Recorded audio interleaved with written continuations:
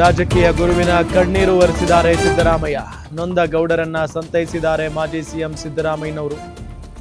ದೇವೇಗೌಡರನ್ನ ಸಂತೈಸಿದ್ದಾರೆ ಸಿದ್ದರಾಮಯ್ಯ.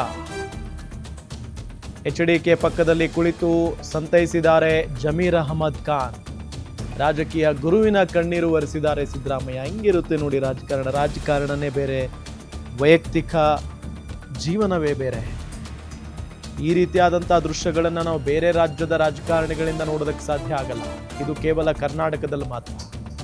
ಕರ್ನಾಟಕದಲ್ಲಿ ರಾಜಕಾರಣವನ್ನು ದೊಡ್ಡ ಮಟ್ಟದಲ್ಲಿ ಮಾಡ್ತಾರೆ ನಿಜ, ಆದರೆ ವೈಯಕ್ತಿಕ ಜೀವನ ಅಂತ ಬಂದಾಗ, ಪ್ರತಿಯೊಬ್ಬರು ಏನಾದರೂ ಕಷ್ಟ ಅಂತ ಬಂದಾಗ, ಸಾವು ನೋವು ಅಂತ ಬಂದಾಗ ಪಕ್ಷಾತೀತವಾಗಿ ನಾಯಕರುಗಳು ಬರ್ತಾರೆ. ಏನೇ ದ್ವೇಷ ಇರಲಿ ರಾಜಕಾರಣದಲ್ಲಿ, ಅದನ್ನೆಲ್ಲವನ್ನೂ ಮರೆತು ಬರ್ತಾರೆ. ಅದಕ್ಕೆ ಉದಾಹರಣೆ ಇವತ್ತು ನಾವು ನೋಡ್ತಾ ಇದ್ದೀವಿ.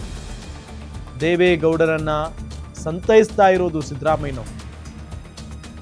ಇತ್ತ ಎಚ್ಡಿಕೆ ಅವರನ್ನು ಕೂಡ ಸಂತೈಸಿದ್ದಾರೆ ಸಿದ್ದರಾಮಯ್ಯ. ರಾಜಕೀಯವಾಗಿ ವೈರಿಗಳಿರ್ಬೋದು, ಆದರೆ ಮನುಷ್ಯರು ಅಂತ ಬಂದಾಗ, ವೈಯಕ್ತಿಕ ಜೀವನ ಅಂತ ಬಂದಾಗ ಈ ರೀತಿಯಾಗಿ ಪ್ರತಿಯೊಬ್ಬರು ಕೂಡ ಅಳವಡಿಸ್ಕೊಳ್ಬೇಕು. ನೋಡಿ, ಅಲ್ಲಿ ತಮ್ಮ ರಾಜಕೀಯ ಗುರು ದೇವೇಗೌಡರು, ಸಿದ್ದರಾಮಯ್ಯನವರ ರಾಜಕೀಯ ಗುರು ಅಂತ ಕರೀತಾರೆ. ಅವರ ಕಣ್ಣೀರನ್ನು ಒರೆಸಿದ್ದಾರೆ. ನೋಡಿ, ಅಲ್ಲಿ ದೇವೇಗೌಡರು ಪುಟ್ಟ ಮಗುವಿನ ಹಾಗೆ ಅವರ ಪತ್ನಿಯ ಪಾರ್ಥಿವ ಶರೀರದ ಪಕ್ಕದಲ್ಲಿ ಕೂತ್ಕೊಂಡು ಕಣ್ಣೀರು ಹಾಕ್ತಾ ಇದ್ದಾರೆ. ಅವರಿಗೆ ಸಿದ್ದರಾಮಯ್ಯನವರು ಸಂತೈಸ್ತಾ ಇರೋದು, ಕಣ್ಣೀರು ಒರೆಸ್ತಾ ಇರೋದು.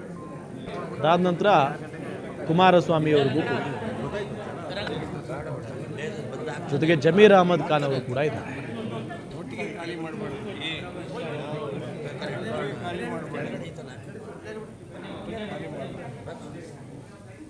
ನೋಡಿ, ಅಲ್ಲಿ ಸಿದ್ದರಾಮಯ್ಯನವರು ಮತ್ತು ಕುಮಾರಸ್ವಾಮಿಯವರು ಕೇಳ್ತಾ ಇರೋದು, ಏನಾಯಿತು ಹೇಗಾಯಿತು ಅಂತೆಲ್ಲ ಸಿದ್ದರಾಮಯ್ಯನವರು.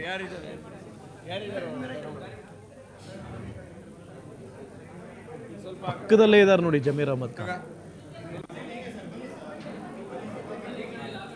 ಕುಮಾರಸ್ವಾಮಿಯವರ ಪಕ್ಕದಲ್ಲೇ ಜಮೀರ್ ಅಹಮದ್ ಖಾನ್ ಇದ್ದಾರೆ. ರಾಜಕಾರಣದಲ್ಲಿ ನೋಡಿ ಎಂತೆಂಥ ಮಾತುಗಳು ಬಂದು ಹೋಗ್ತವೆ. ಎಲೆಕ್ಷನ್ ಸಂದರ್ಭದಲ್ಲಿ ಕುಮಾರಸ್ವಾಮಿಯವರ ಬಗ್ಗೆ ಎಲ್ಲ ಮಾತಾಡಿರೋದು, ಅದೆಲ್ಲ ಮರೆತು ಹೋಯಿತು.